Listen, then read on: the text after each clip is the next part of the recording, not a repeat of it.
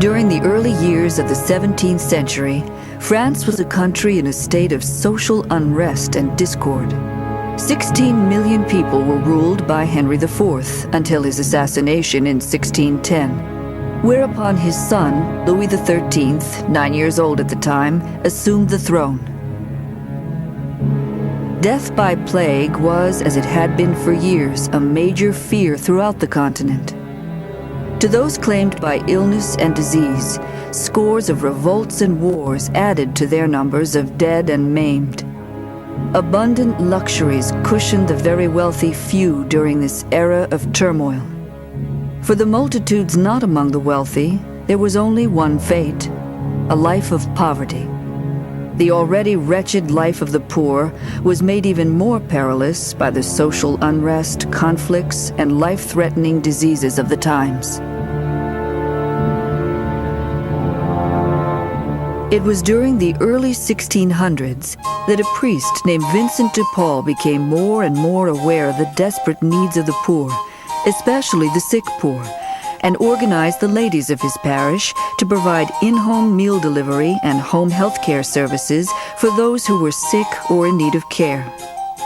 Founded in 1617, this organization was known as the Confraternity of Charity and continues as the Ladies of Charity in our day. During this time, Vincent met Louise de Marillac, a devout, educated widow who was referred to Vincent for spiritual guidance. It was Louise who shared Vincent's love for the poor, and who, in 1629, began visiting the charities and soon trained village girls to assist the Ladies of Charity in carrying out the works of mercy, and who, in November of 1633, took the first group of peasant girls into her home and began the basis of the community which would come to be known as the Daughters of Charity of St. Vincent de Paul, thus becoming co-foundress with Vincent. This community represented a drastic change during this period. Nuns led a cloistered life of prayer. However, because the co-founders wanted the newly formed Daughters of Charity to be readily available and flexible in their service to those in need, their daughters lived and worked among those they served. To express their availability and flexibility, the founders wrote in their rule, "Your convent will be the houses of the sick, your cell a hired room, your chapel the parish church, your cloister the streets of the city or the wards of the hospital, your enclosure obedience, your grill the fear of God, your veil holy modesty." In addition to visiting the sick poor in their homes, shortly after the foundation of the Daughters of Charity in Paris in 1633, Vincent and Louise introduced hospital work as a ministry of the community. In 1634, the daughters were requested to provide care at the Hôtel Dieu of Paris. In November 1639, the sisters were requested to assume administrative responsibility for the Hospital of Saint John in Angers, where they provided nursing services through a management contract, a method which the daughters were the first to use and a method they continue to use.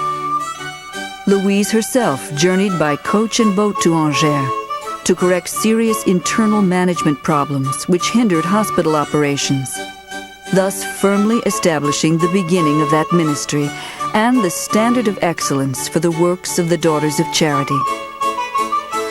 In 1652, the daughters moved beyond the borders of France in response to a request for their services in Poland.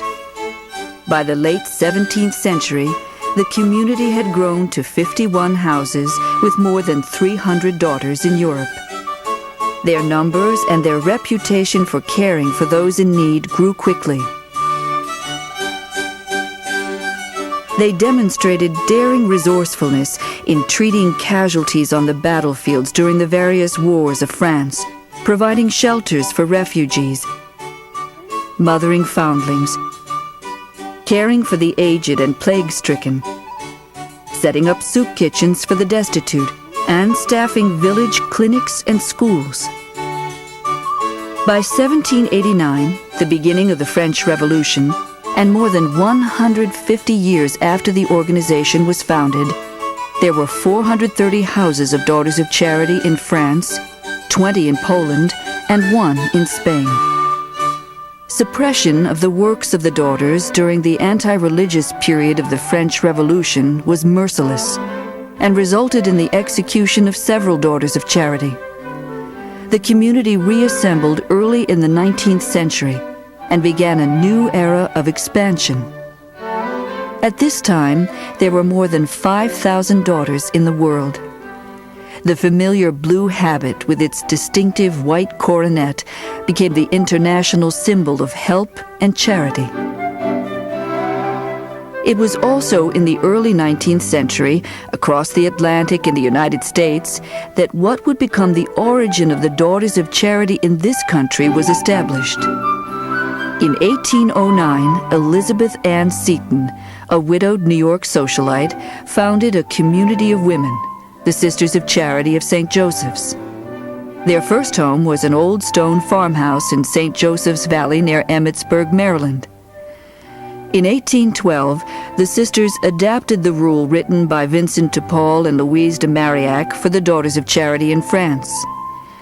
Mother Seton had expected members of the French community to come to America, but turmoil in Europe prevented this, and it was not until 1850, after Mother Seton's death, that unity with the Daughters of Charity would be accomplished. During the decades of the early 1800s, Mother Seton and the sisters were recognized for the quality of the schools, academies, and orphanages they helped establish along the eastern seaboard. Because of her pioneering work in education, Mother Seton is known as the foundress of the parochial school system in the United States. 2 years after Mother Seton's death, at the age of 46 in 1823, the managers of the Baltimore Infirmary, which was to become the University of Maryland Hospital, requested the sisters to help in caring for all classes of patients, including those in the Marine Ward. The early history of the Daughters of Charity in America is filled with stories of small bands of sisters traveling by flatboats down the rivers, by wagons across the valleys, by mule train, steamer, stagecoach, responding to calls for help from new communities across the country, adapting to the changing conditions of a growing nation, always leading the way. There are many milestones in the sisters' history in education, healthcare, and social services.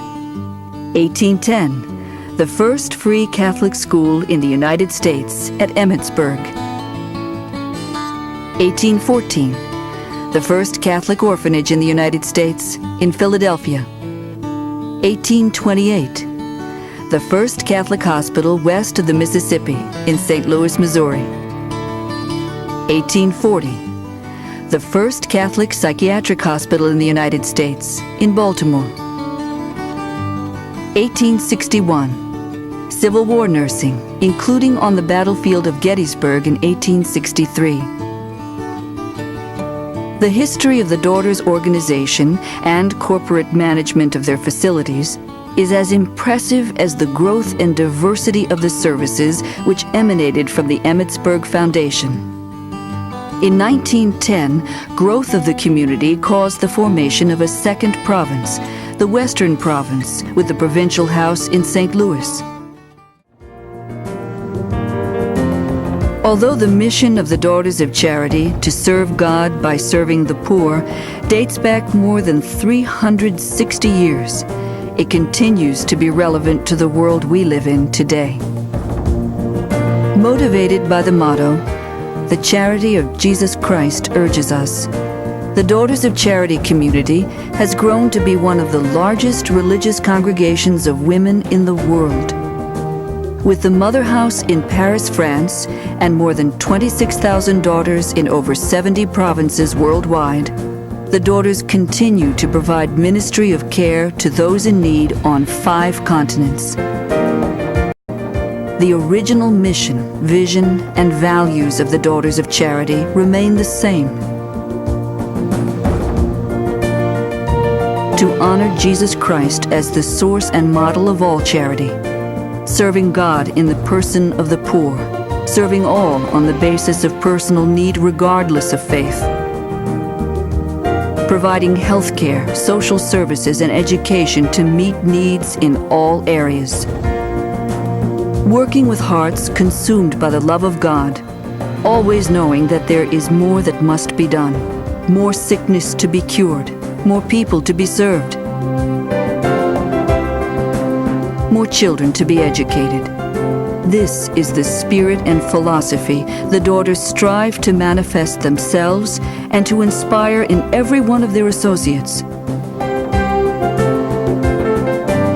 Every person who shares their dedication to the ministry of caring, who works at any level, in any capacity to contribute to the effort, who brings respect and care to the forgotten, hope to those in despair, and help to the needy.